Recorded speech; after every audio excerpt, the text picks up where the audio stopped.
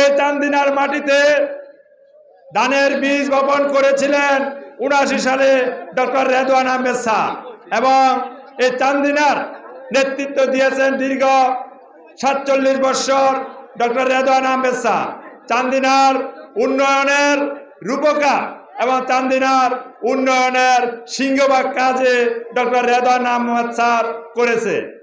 আপনারা জানেন স্যার রাজনীতিক এবং দেশের প্রয়োজনে বিএনপি ছেড়ে একটি দল গঠন করেছে এলডিপি।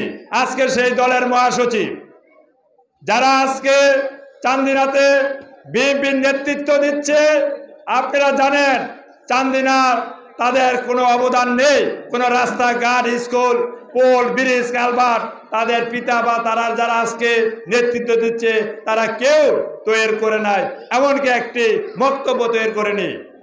এই ইউনিয়নে কিছুদিন আগে দেখলাম একটা জনসভা। এটা কি রাজনৈতিক জনসভা না এটা নৃত্য পরিবেশন হচ্ছে?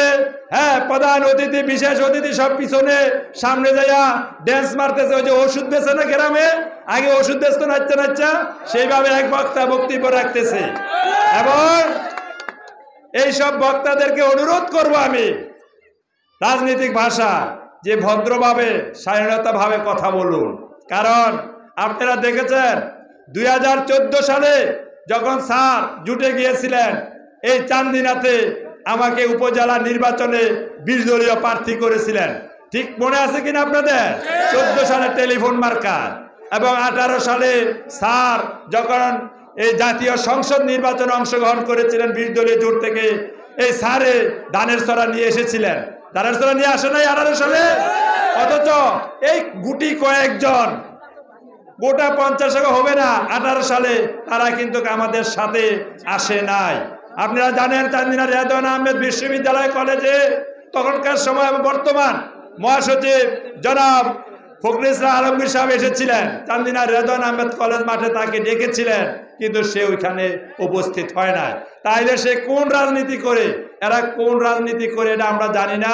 সুতরাং তাদের কথায় আপনারা কান দিবেন না। এই পাগলের পলাপ তারা বলতেছে ৫টা ৬টা সিট দিছে আর বাকি কাউকে সিট দেবে না। এই মূর্খর দলেরা জানে না ওই সিট দেয় না এখনো তারেক জিয়া নির্বাচনের তফসিলে ঘোষণা করে নাই, নির্বাচনের তফসিলে ঘোষণা করে নাই। কখন নির্বাচন এই দেশে আপনারা কি কেউ জানেন? তাহলে সিট কিভাবে ভাগাভাগি হলো, সিট কিভাবে দিল? এটা কি খায়ের বাবা এবং বাবার সম্পত্তি যে আমি দিয়ে দেব?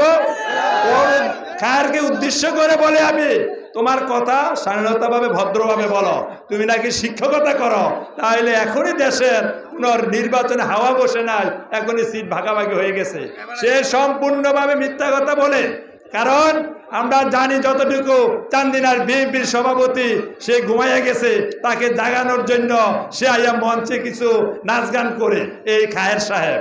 আরেকজন আছে খোরশেদ চেয়ারম্যানের ভাতিজা ভাপ্পি, সে বলে ডাক্তার। আমরা শুনেছি ডাক্তার হলে তো ডাক্তারি করতো, কিন্তু সে তৈল বিক্রি করে বলে, তাহলে সে ডাক্তারি লেখাপড়া কোথায় করলো?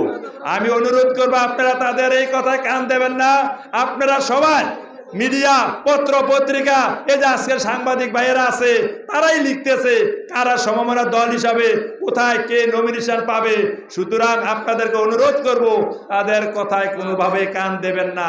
তারা মাথা খারাপ হয়ে গেছে, তারা উল্টাপাল্টা বলতেছে মাঠটাকে ধরে রাখার জন্য। কিন্তু জনগণ আজকে মাদাই ইউনিয়নে ৮ নং ওয়ার্ডে আজকের এই জনগণে প্রমাণ করে ডক্টর রেদওয়ান আহমেদ স্যারে যখন নির্বাচন হবে তখনই এই ডক্টর রেদওয়ান আহমেদ স্যার চান্দিনাতে প্রতিনিধিত্ব করবেন এবং নির্বাচন করবেন এবং ধানের শীষ নিয়ে আসবেন। সবাইকে ধন্যবাদ। আসসালামু আলাইকুম। এলডিপি জিন্দাবাদ, ডক্টর রেদওয়ান আহমেদ স্যার জিন্দাবাদ।